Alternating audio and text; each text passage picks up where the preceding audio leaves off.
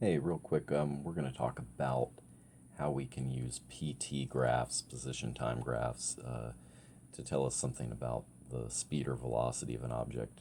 And we're also going to investigate what a velocity time graph or a VT graph looks like. So, real quick, I'm just going to go ahead and draw out a position time graph that we're used to.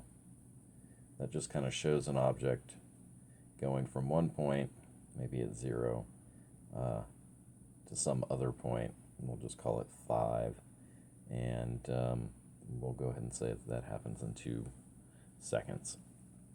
And so you're used to seeing lines from your maths class and stuff like that, and you know when you have a line like this, you can calculate the slope, and slope has always been given as rise over run, or change in y over change in x. This concept's really important. Unfortunately, most math classes don't really do anything beyond that. When you get into physics, though, you can actually take these things and do an application. If we look at this relationship right here, change in y over change of x, in terms of our graph right here, we actually have change in r over change in t.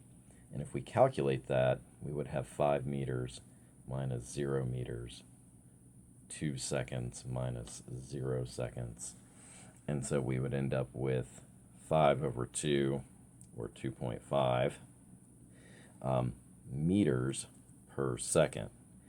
And depending on what you know about speed or velocity, meters per second is a unit of speed or velocity. So instead of having an m, we know that this is the velocity v for an object. And this is always true no matter what type of graph you have.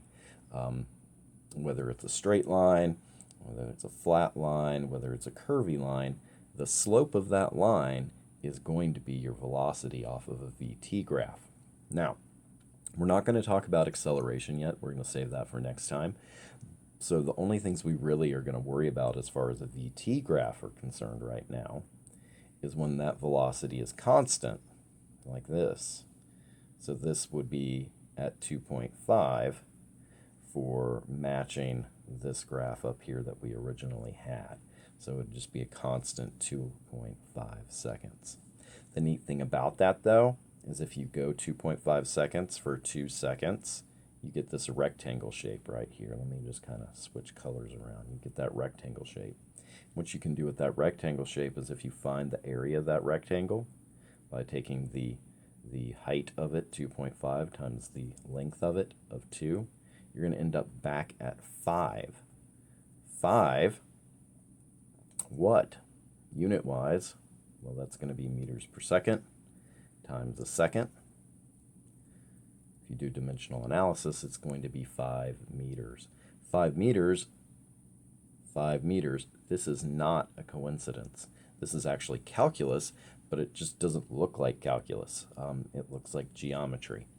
Now, what I expect you guys to be able to do is use this slope method that we utilized right here to find a linear constant velocity.